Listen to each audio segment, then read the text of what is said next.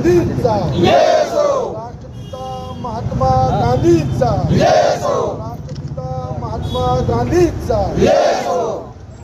राष्ट्रवादी काँग्रेस पार्टीचा राष्ट्रवादी काँग्रेस पार्टीचा पवार साहेब आगे बढ़ो, हम तुम्हारे साथ हैं। पवार साहेब आगे बढ़ो, हम तुम्हारे साथ हैं। जयंत पाटिल साहब तुम आगे बढ़ो, हम तुम्हारे साथ हैं। सुब्रताई सुळे आगे बढ़ो।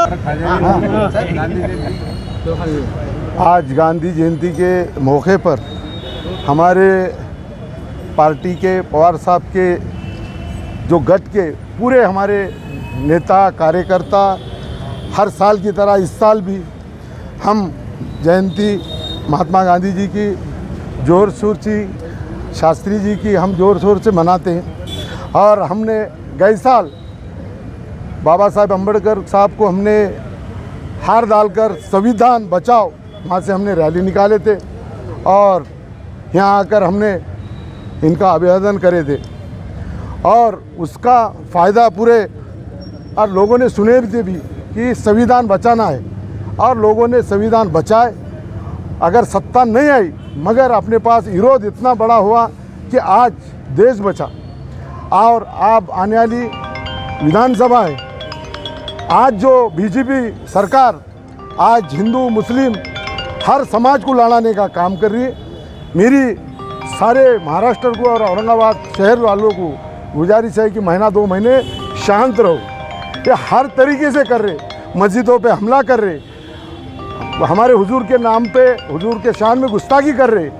वो राणे एक आमदार है, उन्हें बोला कि मस्जिदों में घरों में घुस के मारूंगा और ये सरकार अभी तक उनके साथ में रह रही, उसको संरक्षण दे रही।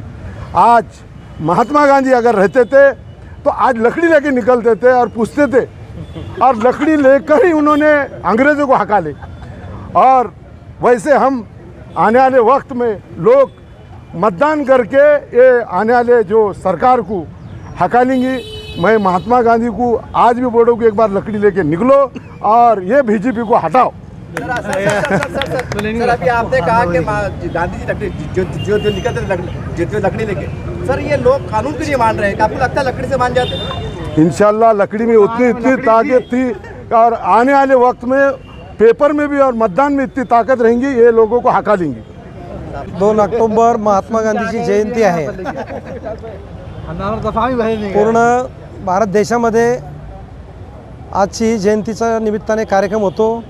सर्व भारतीय महात्मा गांधीजीला या ठिकाणी अभिवादन करतात।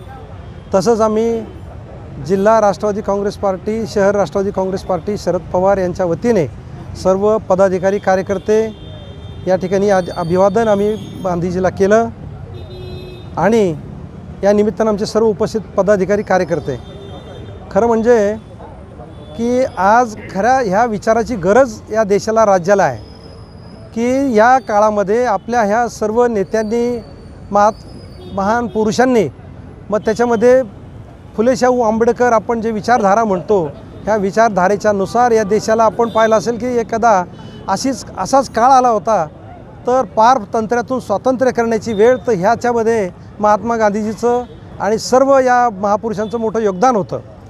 ते आपण अनेक वर्ष त्याला झाली परंतु आजपर्यंत आपण हे विसरत नाही आहे आणि असाच परिवर्तनाचा काळ सध्या आलेला आहे की आत्ताच आमच्या अध्यक्षांनी सांगितलं की या ठिकाणी महात्मा गांधीजी पाहिजे होते त्यांनी, परंतु ते तर आता नाही आहेत। डॉक्टर बाबासाहेब आंबेडकर नाही आहेत, महात्मा ज्योतिराव फुले नाही आहेत, अनेक महान नेत्या देशाने कमवले होते, परंतु या देशामध्ये देश व्यवस्थित करण्यासाठी लोकांचं जनजीवन चांगलं करण्यासाठी त्यांनी अनेक प्रयत्न केले।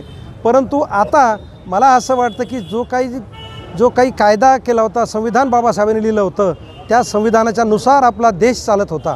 परंतु या ठिकाणी तुम्ही आपण पाहतोय की आता जे काही भारतीय जनता पक्षाचं सरकार, त्यांचे सहकारी मग देशात असतील, देशात मोदी असतील, राज्यात नरेंद्रजी असतील, त्यांचे काही सहकारी असतील की आपण त्यांनी पाहिलं की फक्त खुर्ची वाचवणं, सत्ता मिळवण्यासाठी त्यांनी हा कायदे सगळे विचार पायदळीत उडवलेत आणि याची अंमलबजावणी या देशात होत नाही। आपण आता प्रश्न विचारला की या ठिकाणी कायदा कानून खरंच कायदा कानून राहिला नाही आणि इथं हे गुंडशाहीचं राज्य आलं आहे, इथे हे हुकुमशाहीचं राज्य आलं आणि अशा काळामध्ये आज या ठिकाणी सर्वसामान्य जनता वेठीस धरल्या गेली आहे, त्रस्त झालेली आहे आणि फक्त सत्ता मिळवण्यासाठी त्यांनी या देशात राज्यात काय काय केलं नाही याची जाणीव मला सर्वांना आहे.